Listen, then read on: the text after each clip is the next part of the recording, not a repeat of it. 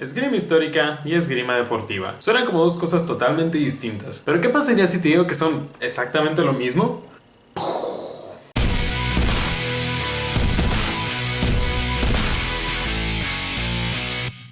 Si vamos a empezar a hablar de esgrima, primero que nada tenemos que empezar a explicar acerca de qué es la esgrima. Y primero que nada, esgrima es una palabra.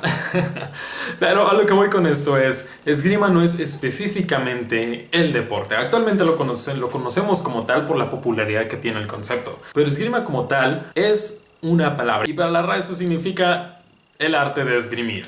No es un concepto muy largo. Pero esgrimir es básicamente la habilidad que una persona tiene para manipular un arma blanca, ya sea esta utilizada para ofender o defender. Entonces aquí hay unos conceptos muy interesantes. Ya tenemos que, en primer lugar, tiene que haber un arma involucrada y en segundo, que debes ser capaz para ofender a un oponente y defender, proteger tu vida propia. Históricamente, de hecho, la esgrima ha tenido muchas formas en las cuales uno se le acerca conceptualmente a ella y yo creo que por eso en la actualidad, ya como es un término tan antiguo, a veces puede ser un poquito confuso. Pero tomamos en cuenta una cosa, la esgrima surge históricamente por la necesidad de proteger tu persona con un arma. Entonces técnicamente nos estamos metiendo a un concepto más similar a la defensa personal. Una de las formas en las cuales se atribuía el nombre de la esgrima anteriormente era de hecho el arte de la defensa o la ciencia de la defensa, la ciencia de armas. Y habían varios conceptos así medios floreados y bonitos para designar exactamente lo mismo, protegerte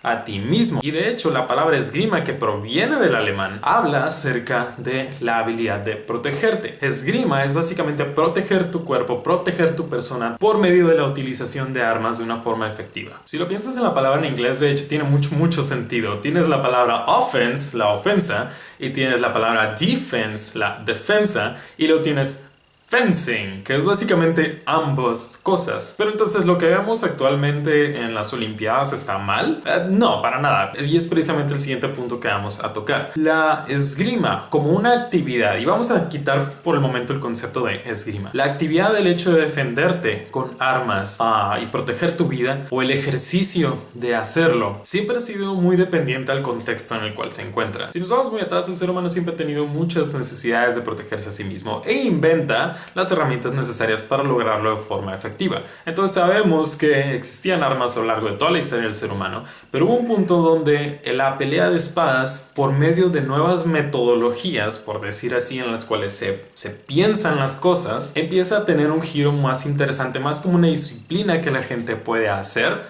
y no solamente entrenar y ya tener las herramientas necesarias para protegerte a ti mismo. Básicamente, para poder aplicar el manejo de la espada o de las espadas o de las armas en cualquier situación, tenía que haber un método, tenía que haber un aprendizaje, una escolaridad, una conceptualización. Entonces, si tu aplicación era poder atravesar con objeto afilado y puntiagudo a otro ser humano y que tú salgas de ahí ileso, tenías que entender cómo funcionaba el objeto afilado y puntiagudo primero. Aquí nos vamos a la primera bifurcación. Podemos hablar de que el esgrimir puede ser visto desde dos puntos de vista distintos. Uno, en honestidad. Dos, en juego. Y es básicamente un término en el que se le atribuía antiguamente a decir pelear para preservar tu vida, o pelear para entrenar, o jugar con tus compañeros, o con la gente de tu ciudad, o con los otros esgrimistas. Estamos hablando entonces que la gente tenía que pensar en para qué voy a hacer la aplicación de este conocimiento y poder practicar de forma acorde. Idealmente, ¿esto qué quiere decir? Que si yo me quiero preparar para proteger mi vida, debo también hacerlo junto con otras personas. Piensa en defensa personal hoy en día. Tú vas a una escuela de defensa personal no a ir a golpear y matar gente, sino para ir entrenando las técnicas de forma segura para después, si es que te sucede, encontrar la aplicación en seriedad, que es básicamente defenderte de un asalto o de una situación de peligro. Antiguamente se veía de la misma forma. Primero debías llevar a cabo las técnicas de una forma segura y en un entrenamiento bajo una metodología para después, si es que te sucedía que tenías que ir a la guerra o te encontrabas en una situación de violencia en la calle, tuvieses las herramientas necesarias para poder efectuar el uso del arma. Claro, la gran diferencia es que hoy en día no andamos portando espadas en la calle normalmente, y es por ello que hace tanto tiempo la defensa personal era gracias al manejo de armas, mientras hoy en día, en un ambiente más controlado y civil, la defensa personal se da con una menor cantidad de armas, o al menos no con una espada. Todo depende del contexto. Entonces aquí aclaramos uno de los puntos más importantes. La esgrima o la aplicación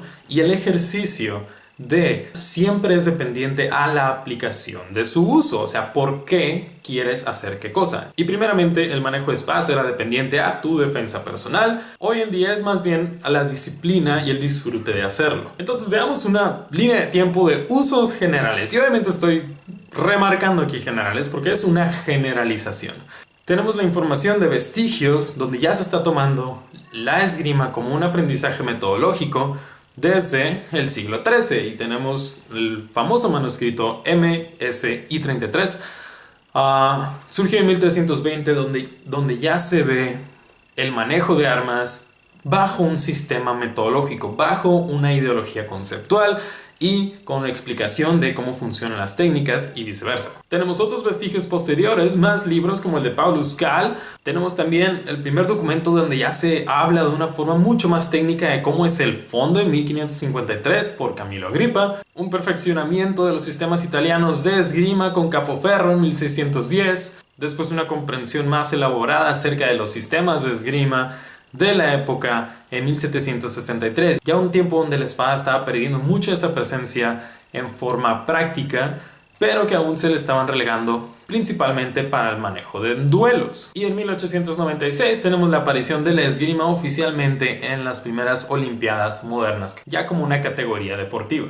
Ya hoy en día entonces tenemos lo que es la especialización de la esgrima, donde aquellos que las practican pueden básicamente enfocarse 100% de sus energías en desarrollar la técnica como tal, o la disciplina como tal. Tenemos esgrimistas ya profesionales. Anteriormente, sin embargo, más que una especialización, era otra cosa de las que debías de saber como persona funcional en sociedad, tener la capacidad de defenderte y poder aportar tu brazo armado en un momento de guerra. Hoy en día no nos tenemos que preocupar por eso. Entonces, cuando hablamos de la esgrima deportiva y de la esgrima histórica, ¿qué es lo que realmente estamos tratando de diferenciar aquí? Primero que nada, la esgrima deportiva olímpica sería la práctica actual del manejo de armas en su evolución hasta la actualidad. Y la esgrima histórica sería más bien la práctica actual del manejo de armas, pero según su utilización en un contexto histórico. Esto entonces conlleva algunas diferenciaciones, pero también a muchas similitudes. Estaremos hablando principalmente qué es lo que los hace particularmente únicos y distintos a cada una de estas dos disciplinas. Entonces, hablando de aplicación, en la esgrima deportiva, su aplicación es completamente enfocada en su desarrollo para un torneo deportivo, aquella que pueda seguir actualmente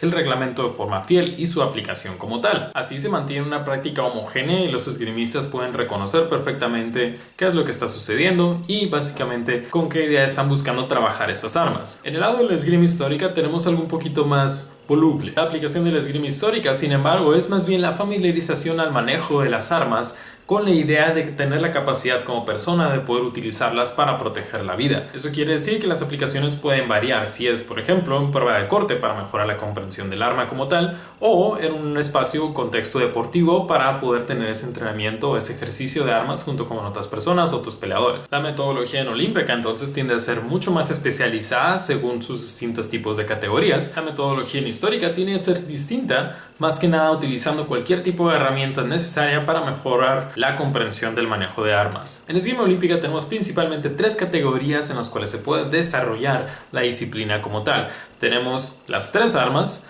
la espada, el florete y el sable, cada una con distintas características y distintos reglamentos. En esgrima histórica hay una gran cantidad de categorías que se pueden manejar en distintos contextos, sin embargo principalmente hay tres: la espada larga, la espada ropera y el sable. No se dejen llevar por el nombre, el sable de deportiva y el de histórica tienen bastantes diferencias. Ahora hablemos de el torneo como tal, ya la aplicación del conocimiento combativo, al menos en un aspecto deportivo para ambos lados, ya sea para esgrima olímpica o para histórica. Primero que nada, el objetivo de los torneos: estás buscando obtener la mayor cantidad de puntos por medio de ofender al oponente. En olímpica, la pelea o el asalto se lleva a cabo en una sección conocida como la pista. Es el espacio donde los peleadores o tiradores llevan a cabo sus acciones. En esgrima histórica el espacio tiende a variar precisamente por la gran cantidad de tradiciones y de de ideas y metodologías con las cuales se aborda el torneo, pero comúnmente van a encontrar espacios circulares, que se les conoce como rings, o también espacios rectangulares donde se lleva a cabo el asalto. La contabilización del puntaje es muy distinto entre ambas disciplinas. En histórica se lleva a cabo el puntaje a partir del apoyo de jueces. En deportiva tenemos un puntaje guiado y apoyado por marcadores electrónicos. Los jueces forman más parte del apoyo interpretativo del puntaje electrónico. Los asaltos son tan rápidos, suceden tantas cosas en tan poco tiempo, que lo que aparece en el puntaje electrónico tiene que ser también digerido, por decir así, por el grupo de jueces para entonces otorgar el punto como tal. En la esgrima histórica tiende a ser más casi como una especie de democracia. Tenemos una serie de jueces que están viendo el asalto y al momento de que hay contacto se marca quién es el que llevó a cabo el contacto bajo el juicio de los jueces. Si se llega a una mayoría, entonces se anota el punto para el peleador indicado. Argumentablemente ninguno de los sistemas de puntaje puede ser perfecto. Hay una parte de interpretación a fin de cuentas. ¿Por qué? Y esto es algo que comparten de hecho las dos disciplinas. Como el objetivo último de la esgrima es de hecho la ofensa o lastimar a otra persona, y en un ambiente deportivo de entrenamiento no estás buscando lastimar absolutamente a nadie. El juicio de si la acción fue válida o no siempre depende de algo de subjetividad, o por decir así, interpretación de lo sucedido. Por eso un grupo de jueces es necesario tanto en deportiva como en histórica. En la esgrima olímpica hay una estandarización en cuanto al uniforme de forma internacional, y característicamente vemos a los tiradores vestidos de blanco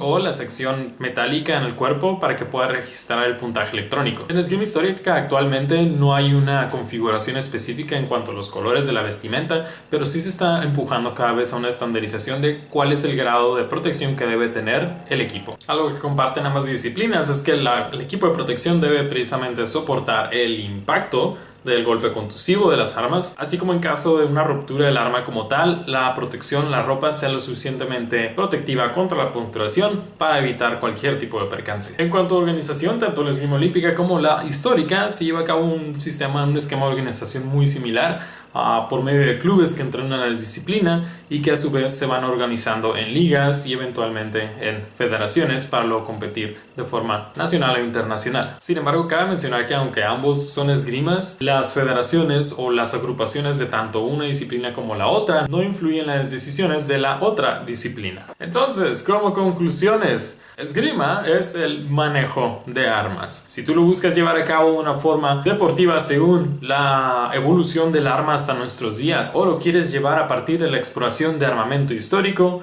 es totalmente tu decisión. Argumentablemente, incluso cosas como Kenjutsu o Kendo u otros sistemas de pelea manejando armas blancas son, bajo técnicamente en concepto, también esgrima. Algo así como la danza es danza, sea esta danza contemporánea o ballet. Como segundo punto, la aplicación de ese mismo conocimiento es lo que define su evolución. El manejo, la preservación de la vida fue evolucionando a lo largo de los años, que fue cambiando las armas que se iban necesitando para esa protección propia, esa defensa personal, hasta las necesidades de defensa personal de nuestros días. Solo que ahora no utilizamos espadas y dejamos la utilización de las armas más bien de un uso más recreativo. Aunque tienen diferencias que logran definir a una distinta de la otra, encontramos muchas similitudes en cuanto a la parte técnica de cómo funciona la pelea, el asalto como tal, y eso es porque vienen de exactamente el mismo lugar. No son dos elementos distintos, la esgrima histórica y la olímpica, sino es, por decir así,